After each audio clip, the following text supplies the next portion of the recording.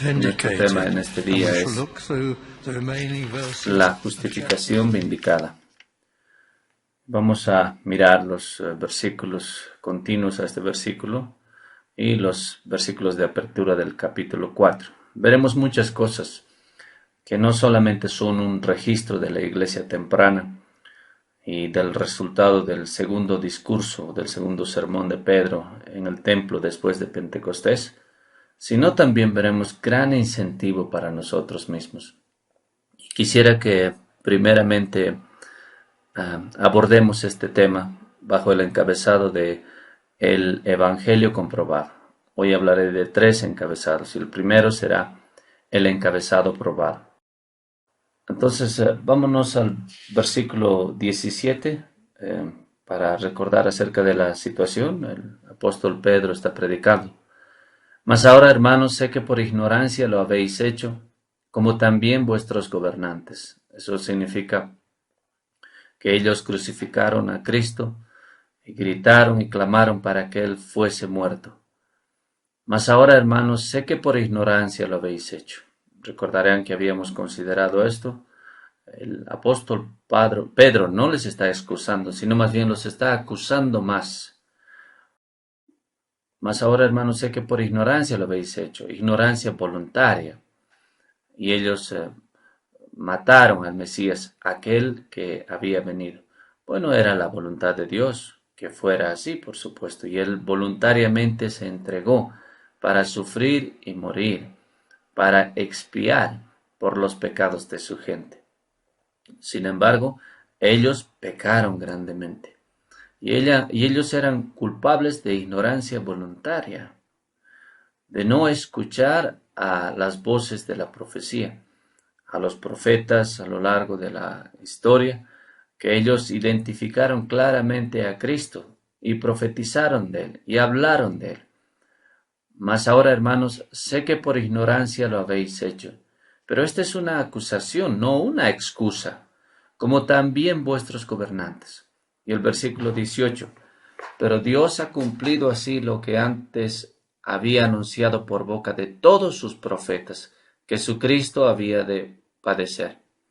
Entonces, no hay excusa para vuestra ignorancia, Pedro les dice. Fue revelado claramente. Ustedes eligieron interpretar de una forma diferente del todo.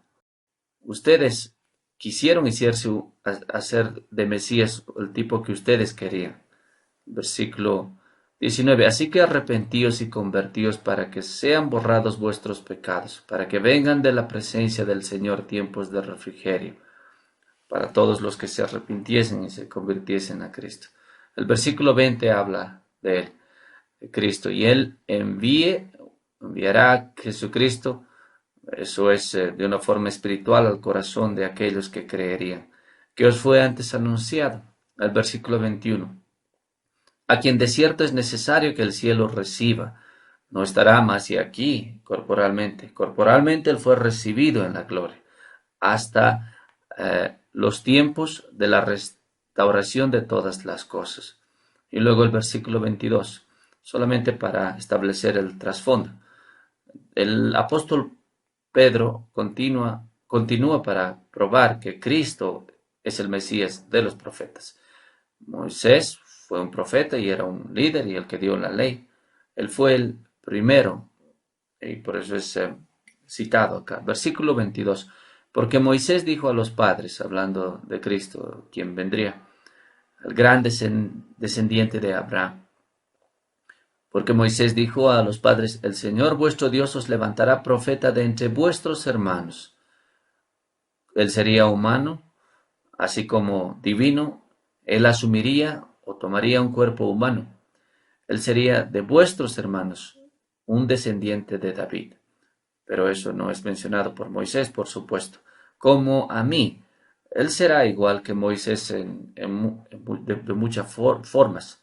Y fue, pero no vamos a hablar de eso en esta mañana. A él oiréis en todas las cosas que os hable, al final del versículo 22. Esto implica que él traería una nueva orden, nuevas direcciones.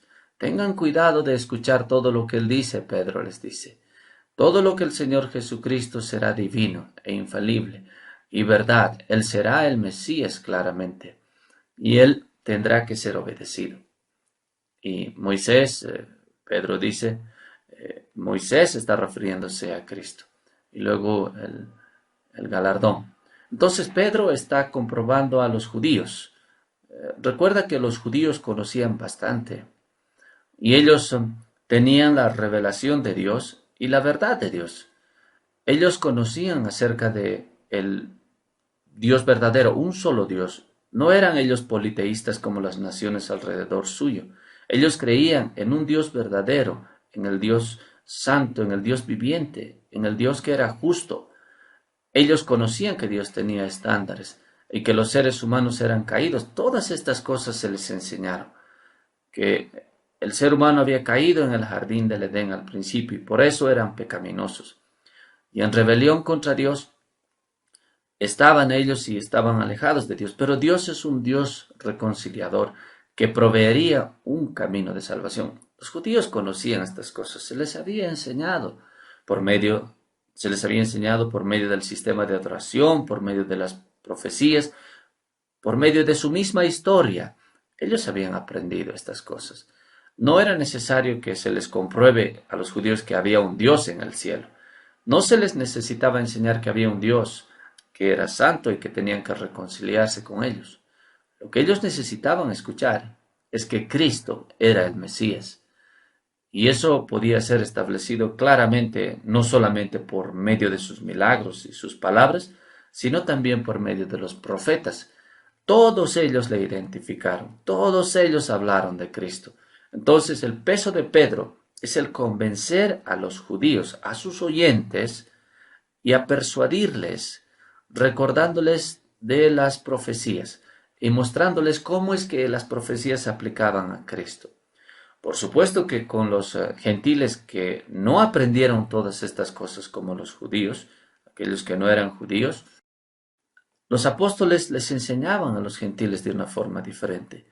Tenían que enseñarles lo básico, tenían que comprobar, por ejemplo, como en el Sermón Grande que Pablo predicó en Areópago, él les anuncia la verdad del Dios y les enseña en muchas palabras, y él les habla acerca de la caída y de la necesidad de la reconciliación. Y entonces Pablo establece la escena. Y Pablo, usando tal vez una palabra que viene de la filosofía alemana, él les enseñó una visión del mundo casi antes de enseñarles de Cristo, de forma tal que ellos entiendan que hay un Dios viviente, uno solo, en el cielo, y todos los hombres son responsables ante Él, y necesitamos reconciliación con Él. Hoy en día tenemos el mismo propósito. No somos gente judía. No se nos ha enseñado como a ellos se les enseñó en el Antiguo Testamento. Cuando se habla a la gente judía, ellos entienden lo básico del ser de Dios, su naturaleza, su santidad y la necesidad de que haya un mediador entre nosotros y Dios para poder asegurar el favor de parte de Dios para nosotros y para expiar por nuestro pecado. No necesitamos que se nos enseñar como a los judíos. Entonces nosotros predicamos más como Pablo, el apóstol que es a los gentiles, y enseñamos una visión del mundo. La gente es atea o por lo menos incrédulos y a ellos no se les enseña, no entienden nada.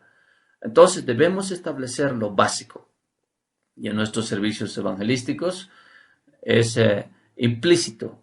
En casi cada servicio estamos tratando de explicar a la gente la visión del mundo como un contexto de lo que Cristo hizo en el Calvario y de su amor expiador y del Evangelio. Pero ya sea que Pedro está hablando a los judíos o nosotros como gentiles hablando a los gentiles, lo primero que debemos hacer es comprobar el Evangelio. Y quiero decir, explicar el Evangelio, la necesidad del Evangelio, de forma tal que la gente tenga un contexto. Y eso es lo que Pedro está haciendo acá en estos versículos. Luego leemos el versículo 24 del capítulo 3 de los Hechos. Y todos los profetas desde Samuel, Pedro se salta de Moisés a Samuel, porque por supuesto Samuel fue el primer verdadero profeta después de Moisés y fue el primero en la línea de todos los profetas. Y todos los profetas desde Samuel en adelante, cuantos han hablado, estamos hablando de la suma total del peso profético que hablaba de Cristo, de su venida, de la redención, del Mesías. Y ellos, los judíos, tendrían que haberse dado cuenta de que Cristo cumplió todas esas profecías. Y el versículo 25, como es que Pedro apela a las almas de las personas. Vosotros sois los hijos de los profetas. Y ellos eran. Ellos habían sido enseñados por los profetas. Y del pacto que Dios hizo con nuestros padres diciendo a Abraham, hablando del gran descendiente de Abraham, el Cristo, el Mesías, en tus simientes serán benditas todas las familias de la tierra. Y luego él pone esta responsabilidad sobre sus oyentes en el versículo 26. A vosotros primeramente, primero a los judíos, Dios, habiendo levantado a su Hijo, lo envió para que os bendijese. ¿Qué privilegio tienen ustedes, Pedro les diría? Ustedes gritaron y clamaron para que él sea asesinado, pero Dios le resucitó y nosotros testificamos de eso y de su gran curación que hizo ahora él acá y de otras cosas más. Él es el Cristo resucitado, el que él ascendió al cielo. Pero ustedes, judíos, ¿cuán responsables ustedes serán? Les dice Pedro, porque ustedes fueron los primeros en conocer acerca de esto y de escuchar acerca de esto. Entonces a vosotros primeramente, Dios habiendo levantado a su Hijo, lo envió para que os bendijese, a fin de que cada uno se convierta de su maldad. Entonces esta es la primera parte de mi mensaje. Es como un panorama del apóstol Pedro y de cómo es que él prueba que Cristo Jesús era el Mesías. Así es que Pedro razonaba con los judíos. Así es como nosotros también mostramos la visión del mundo y les mostramos su necesidad de que sus pecados sean perdonados, que esta es una raza caída, que hay un Dios en el cielo a quien debemos responder. Entonces nosotros establecemos la escena y comprobamos y expandimos el Evangelio. Y esto me lleva al capítulo 4, que habla de mi segundo encabezado. El Evangelio es confiado por Pedro. Él confía en el Evangelio. Él estaría aterrado por lo que iba a acontecer. Él podía ser intimidado y aplastado por esta situación en la cual se encontraba, pero no. Más bien tiene un efecto reverso. Versículo 1 del capítulo 4. Hablando ellos, el pueblo, los sacerdotes, los capitanes del templo, hablando de los principales de los levitas y los saduceos también. No solamente habían fariseos, que eran los sacerdotes, algunos de ellos eran saduceos, que eran otra parte de los judíos, que estaban muy en contra de la idea de la resurrección. Ellos vinieron sobre ellos. Vienen e interrumpen de una forma ruda, los acosan. El capitán del templo estaría acompañado por muchos otros sacerdotes levitas, los sacerdotes que estaban de servicio, que estarían ofreciendo tal vez el sacrificio de la noche. Y ellos estaban escandalizados que Cristo estaba siendo predicado, que una muchedumbre se había amontonado en el pórtico de Salomón y querían saber, preguntarle a Pedro, ¿por qué es que ese hombre y cómo había sido curado? Ese cojo que se sentaba en la puerta del templo día tras día por muchos años, los judíos conocían que él era paralítico y él estaba deformado de sus pies y he aquí este hombre estaba parado, curado milagrosamente. Y en el versículo 2 vemos acá las dos razones por la cual los sacerdotes del templo, los saduceos, estaban tan molestos, resentidos de que se enseñasen al pueblo. Esta es la primera razón. Estos son laicos. Estos no tienen por qué estar enseñando y levantando sus voces, enseñando a la gente. Ellos nunca han ido a nuestras escuelas rabinicales. Ellos no han sido ordenados. ¿Qué están haciendo, enseñando? Esto es algo horrible. Por supuesto que en esos días la gente conocía su lugar. Nosotros vivimos en una sociedad de igualdad. En cierta forma, creo que eso es bueno para todos nosotros. Pero podemos mirar hace unos 15 años atrás tal vez y ver cuando había un sistema de clases muy fuerte. Si tú eres de la clase trabajadora, tú conocías tu lugar. Y los apóstoles eran de la clase trabajadora, ellos eran pescadores y deberían refrenar sus lenguas cuando los sacerdotes y la clase alta, la clase educada del templo estaban alrededor. Pero aquí ellos están predicando a la gente con audacia. Entonces la gente se escandaliza y se resintieron de que ellos enseñaban a la gente. Y el segundo punto es que ellos predicaban por medio de Cristo la resurrección de los muertos. Los saduceos se habían reunido porque ellos eran como liberales teólogos hoy en día. Creían casi nada espiritualmente.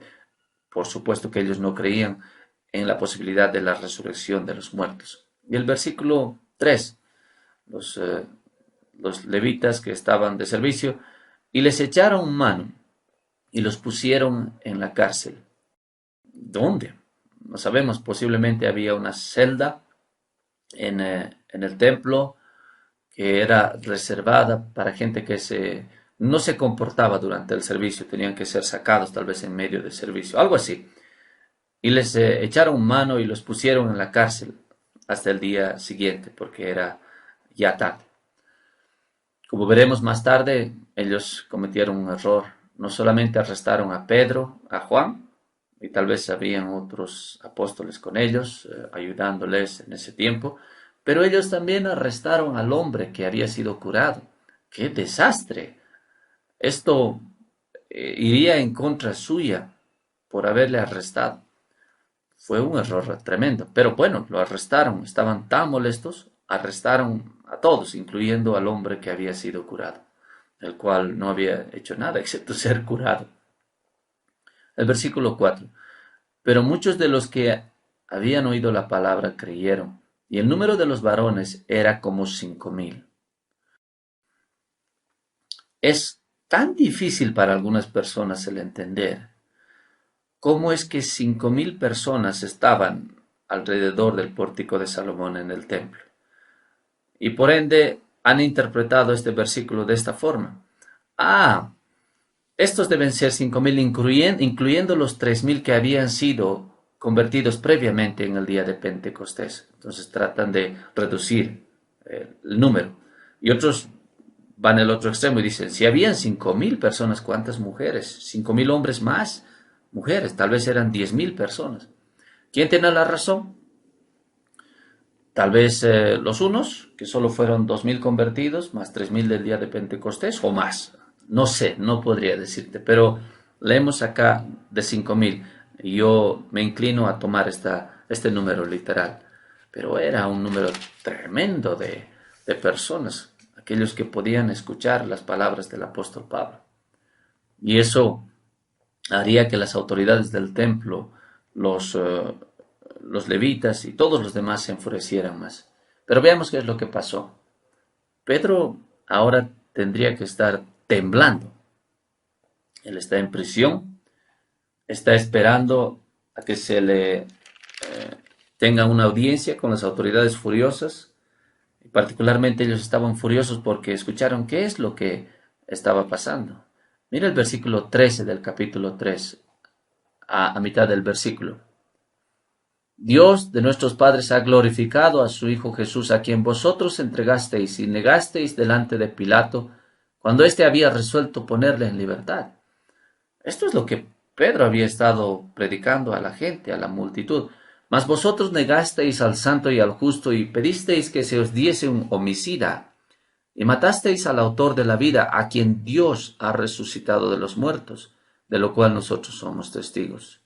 Y por la fe en su nombre, a este que vosotros veis y conocéis, le ha confirmado su nombre, lo ha curado, y las autoridades están avergonzadas por esto y enfurecidas. El versículo 5 del capítulo 4. Aconteció al día siguiente el consejo entero de Sanedrín, tal vez hasta 70 miembros del consejo de gobernadores de los judíos, los escribas y particularmente las dignidades. Versículo 6. Anas y el sacerdote, ya no era sacerdote, pues los romanos le habían quitado de ese oficio y habían designado a Caifás, a su nuero. Pero aún los judíos le consideraban a Anas como el sacerdote. Y aquí tenemos a Anas, que es dignificado, un hombre anciano, técnicamente el verdadero sacerdote, y Caifás. Y Juan y Alejandro no sé quiénes eran. Uno podría asumir que eran miembros de la familia sacerdotal, muy importantes, y todos los que eran de la familia de los sumos sacerdotes. Eso se refiere al clérigo de liderazgo de la familia sacerdotal. Y el consejo del Sanedrín estaban ahí para la fiesta de Jerusalén y ahora se habían reunido para escuchar esta audiencia, este, esta investigación judicial y por el escándalo que Pedro había causado. Y el versículo 7, y poniéndoles en medio a Pedro, a Juan y al hombre que había sido curado, que luego lo vamos a ver, les preguntaron o demandaron de ellos, ¿con qué potestad o en qué nombre habéis hecho vosotros esto? A lo que ellos están preguntando es, ustedes han juntado a esta multitud y han predicado en el templo. ¿Y con qué, por qué lo han hecho?